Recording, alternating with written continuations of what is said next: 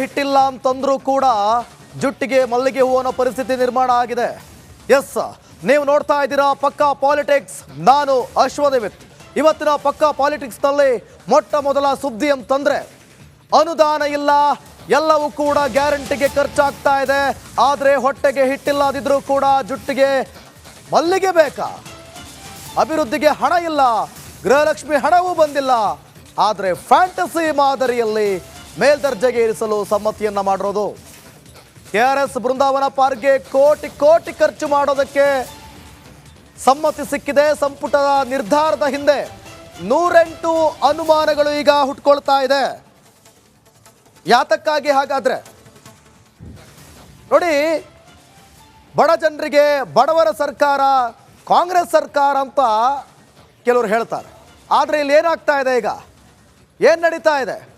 ಮೈಸೂರಿನಲ್ಲಿ KRS dam ನೋಡೋದಕ್ಕೆ ಸಾಕಷ್ಟು ಜನ ಬರ್ತಾರೆ. ಅಷ್ಟೇ ಪ್ರಮುಖವಾಗಿ ಅಲ್ಲಿರುವಂಥ ಬೃಂದಾವನ ಗಾರ್ಡನ್, ಇದನ್ನ ಮೇಲ್ದರ್ಜೆಗೆ ಏರಿಸೋದಕ್ಕೆ ಸಂಪುಟದಲ್ಲಿ ಒಪ್ಪಿಗೆ ಸಿಕ್ಕಿದೆಯಂತೆ.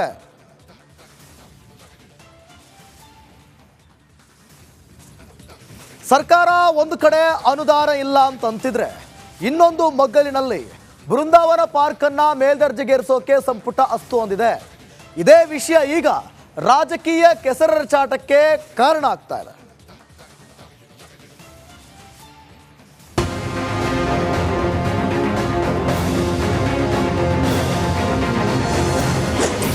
KRS ಬೃಂದಾವನ ಪಾರ್ಕ್ ಅಭಿವೃದ್ಧಿಗೆ ಅಸ್ತು. PPP ಮಾದರಿಯಲ್ಲಿ 2633 ಕೋಟಿ ದುಡ್ಡು. ಕಾಂಗ್ರೆಸ್ ವಿರುದ್ಧ BY ವಿಜಯೇಂದ್ರ ಗುದ್ದು.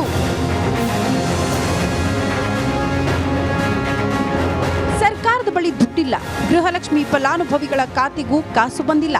ಕೇಂದ್ರ ಅಕ್ಕಿ ಕೊಟ್ಟರು ಖರೀದಿ ಮಾಡೋಕೆ ಆಗ್ತಿಲ್ಲ. ಇದಕ್ಕೆಲ್ಲ ದುಡ್ಡಿಲ್ಲ ಅಂತಿರೋ ಕಾಂಗ್ರೆಸ್ ಈಗ ಕೋಟಿ ಕೋಟಿ ವೆಚ್ಚದಲ್ಲಿ KRS ಬೃಂದಾವನ ಪಾರ್ಕ್ ಮೇಲ್ದರ್ಜೆಗೇರಿಸೋಕೆ ಅಸ್ತು ಹೊಂದಿದೆ. ಶ್ರೀರಂಗಪಟ್ಟಣ ತಾಲೂಕಿನ KRS ಬೃಂದಾವನ ಪಾರ್ಕ್ ಮತ್ತಷ್ಟು ಹೈಟೆಕ್ ಆಗಲಿದೆ. ಅದಕ್ಕಾಗಿ PPP ಮಾದರಿಯಲ್ಲಿ ಯೋಜನೆ ರೂಪಿಸಲಾಗಿದೆ. 2633 ಕೋಟಿ ಖರ್ಚು ಮಾಡೋಕೆ ಸರ್ಕಾರ ರೆಡಿಯಾಗಿದೆ.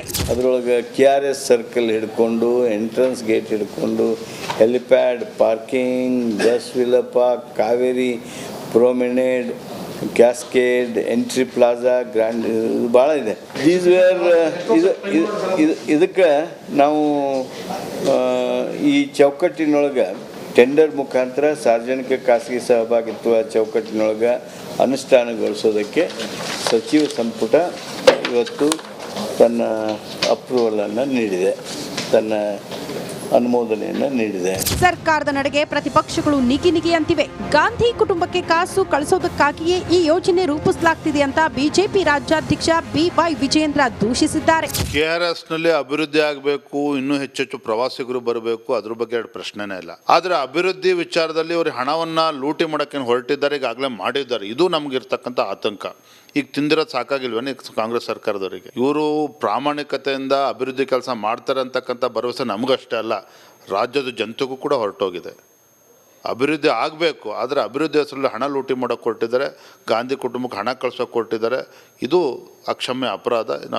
ಒಟ್ನಲ್ಲಿ ರಾಜ್ಯದ ವಿಧಾನಸಭಾ ಕ್ಷೇತ್ರಗಳಲ್ಲಿ ಅಭಿವೃದ್ಧಿಗೆ ಹಣವಿಲ್ಲ ಅಂತಿರೋ ಸರ್ಕಾರ ಇಂಥ ಯೋಜನೆಗಳ ಮೇಲೆ ಅದ್ಯಾಕೆ ಕೋಟಿ ಕೋಟಿ ಸುರಿಯೋಕೆ ನಿಂತಿದೆಯೋ ಆ ದೇವ್ರೇ ಬಲ್ಲ. Bureau report, republic Kannada.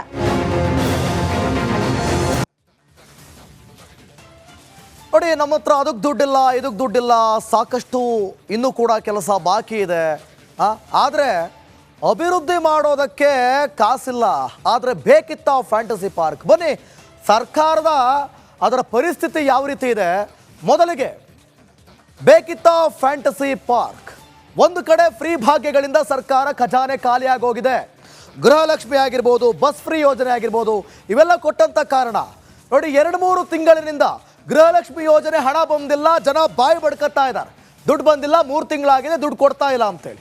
ಇನ್ನು ಅನ್ನಭಾಗ್ಯ ಯೋಜನೆಗೆ ಸಂಬಂಧಿಸಿದ ಹಣವೂ ಕೂಡ ಜಮೆ ಆಗಿಲ್ಲ. ಕೆಲವರಿಗೆ ಜಮೆ ಆದರೆ ಇನ್ನು ಕೆಲವರಿಗೆ ಆ ಹಣವೂ ಕೂಡ ಬರ್ತಾ ಇಲ್ಲ. ಇನ್ನು ಮತ್ತೊಂದು ಕಡೆ ಕೇಂದ್ರವೇ ಅಕ್ಕಿ ಕೊಟ್ಟರೂ ಕೂಡ ಅಕ್ಕಿಯನ್ನು ಖರೀದಿಸಲು ಆಗ್ತಾ ಇಲ್ಲ ಅನ್ನುವಂಥ ಆರೋಪ ಇದೆ. ಸೊ ಅದರ ದುಡ್ಡು ಬರ್ತಾ ಇಲ್ಲ, ಈ ಕಡೆ ಅಕ್ಕಿನೂ ಇಲ್ಲ. ಇನ್ನು ಮತ್ತೊಂದು ಕಡೆ ರಾಜ್ಯದಲ್ಲಿ ಅಭಿವೃದ್ಧಿ ಯೋಜನೆಗೆ ಅನುದಾನದ ಕೊರತೆಯ ನೆಪ ಇದೆ. ಸೊ ಹೀಗಾಗಿ ನೋಡಿ, ಮತ್ತೊಂದು ಕಡೆ ಈಗಾಗಲೇ ಸರ್ಕಾರದ ವಿರುದ್ಧ ಸ್ವಪಕ್ಷೀಯರ ಶಾಸಕರೇ ಸಿಡಿದಿದ್ದಾರೆ, ಕಾಂಗ್ರೆಸ್ ಪಕ್ಷದ ಶಾಸಕರೇ ಸಿಡಿದಿದ್ದಾರೆ. ಜೊತೆಗೆ ಅನುದಾನ ನೀಡ್ತಾ ಇಲ್ಲ ಅಂತ ಸಿಎಂ ಸಚಿವರ ವಿರುದ್ಧ ಮುನಿಸ್ಕೊಂಡಿದ್ದಾರೆ. ನಮ್ಮ ಕ್ಷೇತ್ರಕ್ಕೆ ಅನುದಾನ ಕೊಡ್ತಾ ಇಲ್ಲ ನೀವು, ಸರ್ಕಾರದಲ್ಲೂ ಕೂಡ ಖಜಾನೆ ಖಾಲಿ ಆಯ್ತಾ ಅನ್ನುವಂಥ ಅನುಮಾನ ಈಗ ಎಲ್ಲವೂ ಕೂಡ ಬಿಟ್ಟಿ ಭಾಗ್ಯಕ್ಕೆ ಸುರಿದು ಈಗ ಸರ್ಕಾರದ ಖಜಾನೆಯಲ್ಲಿ ದುಡ್ಡಿಲ್ವಾ ಅನ್ನುವಂಥ ಪ್ರಶ್ನೆ. ಸೊ ಹಾಗಾಗಿ ಈ ಎಲ್ಲ ಸಂದರ್ಭದಲ್ಲಿ, ಈ ರೀತಿಯಾದಂಥ ಸಂದರ್ಭದಲ್ಲಿ ಫ್ಯಾಂಟಸಿ ಪಾರ್ಕ್ ಬೇಕಿತ್ತ? ಒಂದು ಕಡೆ ಫ್ರೀ ಭಾಗ್ಯಗಳಿಂದ ಸರ್ಕಾರದ ಖಜಾನೆ ಖಾಲಿಯಾಗೋಗಿದೆ, ಈ ನಡುವೆ ಫ್ಯಾಂಟಸಿ ಪಾರ್ಕ್ ಬೇಕಿತ್ತ? ಈ ಬಗ್ಗೆ ಮತ್ತಷ್ಟು ಮಾಹಿತಿಯನ್ನು ಕೊಡ್ತಾರೆ ನಮ್ಮ ಸೀನಿಯರ್ ಕೊಲೀಗ್ ಜೊತೆಗೆ ಪೊಲಿಟಿಕಲ್ ಬ್ಯೂರೋ ಹೆಡ್ ವಿಜಯ್ ಲೈವ್ನಲ್ಲಿ ಜಾಯ್ನ್ ಆಗ್ತಿದ್ದಾರೆ. ವಿಜಯ್, ನೀವು ವಿಜಯೇಂದ್ರ ಅವರನ್ನ ಮಾತನಾಡಿಸ್ತಿದ್ರಿ, ಜೊತೆಗೆ ಎಲ್ಲೋ ಒಂದು ಕಡೆ ಸ್ವಪಕ್ಷೀಯ ನಾಯಕರು ಕೂಡ ಮುನ್ಸ್ಕೊಂಡಿದ್ದಾರೆ ಈ ವಿಚಾರಕ್ಕೆ. ಅದು ಅಲ್ಲದೆ ಈ ಹಿಂದೆ ನಿಮಗೆ ನೆನಪಿರ್ಬೋದು, ಕುಮಾರಸ್ವಾಮಿ ಅವರು ಕೂಡ ಡಿಸ್ನಿ ರೀತಿಯಲ್ಲಿ ಪಾರ್ಕ್ ಮಾಡಬೇಕು ಅದನ್ನು ಅನ್ನುವಂಥ ಮಾತುಕತೆಗಳು ಕೂಡ ಕೇಳಿ ಬಂದಿತ್ತು. ಸೊ ಅದರ ಡೆವಲಪ್ಮೆಂಟಾ, ಅಪ್ಡೇಟಾ, ಅಥವಾ ಏನು ಕಥೆ ಇದು? ಯಾರನ್ನು ಮೆಚ್ಚಲಿಕ್ಕೋಸ್ಕರ ಇದು?